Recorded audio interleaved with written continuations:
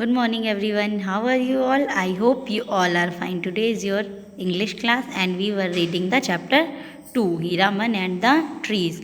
So today we will read the next paragraphs. आपको पता है ना कि हीरामन को क्या मिल गया था। हीरामन को एक छड़ी मिल गई थी जिसे वो कभी भी कुछ भी कहता था तो जो नेचर्स थे वो उसका उस वर्क करने में हेल्प करते थे। Hiraman life's become very comfortable. Hiraman की जो लाइफ थी वो बहुत ही कंफर्टेबल हो गई थी। In summer he took the went out to the fields rats I would like my field ploughed. ठीक है, अब जब गर्मियाँ आ गई तो उसने क्या किया, अपने वैंट को बाहर निकाला और कहा रैट्स, मैं चाहता हूँ कि मेरा खेत जोत दिया जाए। डन। ठीक है, the rats ploughed the field and the birds showed the seeds. ठीक है, जो चूहे होते हैं वो उसके खेत को जोतते हैं और बर्ड्स उसमें बीज को बो देती हैं। Soon Hiraman become very rich as he had acquired the habit of giving orders he become lazy also.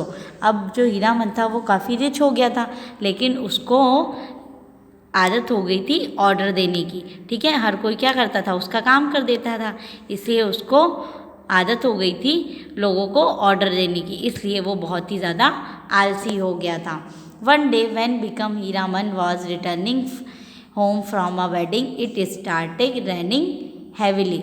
एक दिन जब हीरामन बाहर गया हुआ था शादी में तो वो शादी से वापस आ रहा था और अचानक से बहुत ही ज़ोर से बारिश स्टार्ट हो गई। Hiraman did not like it.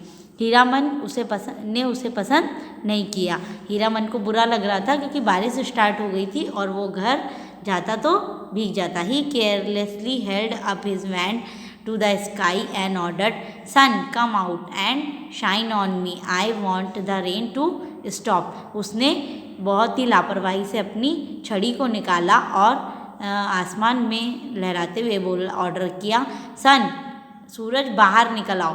ठीक है, मैं इस रेन को स्टॉप करना चाहता हूँ, मैं इस बारिश को बंद करना चाहता हूँ। The trees did not like it.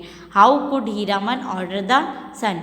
Trees को ये बिल्कुल पसंद नहीं आया, उस पौधों को ये बिल्कुल पसंद नहीं आया कि एक इंसान सूरज को कैसे ऑर्डर दे सकता है। अब हीरामन क्या कर रहा था, वो सीधा सूरज को अपना ऑर्डर दे रहा था, जो बात ट्रीज़ को बिल्कुल भी पसंद नहीं आई। At that very moment, the trees around began to swing their branches and trashed Hiraman. उसी क्षण जो ट्रीज थे उन्होंने अपनी ब्रांचेस को फैलाया और हीरामन को उसमें जकड़ लिया। He shouted in pain. अब हीरामन दर्द से चिल्ला रहा था। There was no one to save Hiraman. लेकिन वहाँ पर हीरामन को बचाने के लिए कोई भी नहीं था। After being beaten and having lost his wand, Hiraman ran home. अब बहुत ही ज़्यादा मार खाने के बाद और अपनी छड़ी को खोने के बाद हीरामन घर वापस लौट आया। Hiraman had a good lesson he started doing his work himself. अब हीरामन को बहुत ही अच्छा पाठ मिल चुका था, बहुत ही अच्छा लेसन मिल चुका था उसे, इसलिए उसने खुद से अपना काम करना शुरू कर दिया। जब उसकी पिटाई हुई तो उसे ये समझ में आ गया कि उसे नेचर को ऑर्डर देना नहीं चाहिए था। अब उसे ये जो सबक मिल गया था इसकी वजह से उसने खुद से अपना काम करना शुरू कर दिया। Since that day the trees never spoke to another human.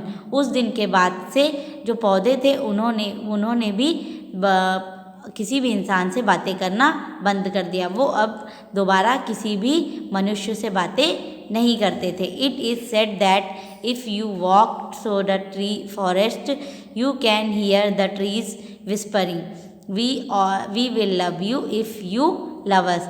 ठीक है, यह कहा जाता है कि जब आप कभी जंगलों से निकलेंगे तो आपको भी ये पौधों की आवाज़ सुनाई देगी, अगर आप हमें प्यार करेंगे तो हम भी आपको प्यार करेंगे। ए north Indian forktail.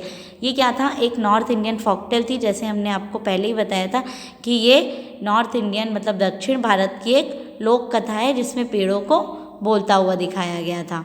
Okay, I hope you understand the lesson, so read it.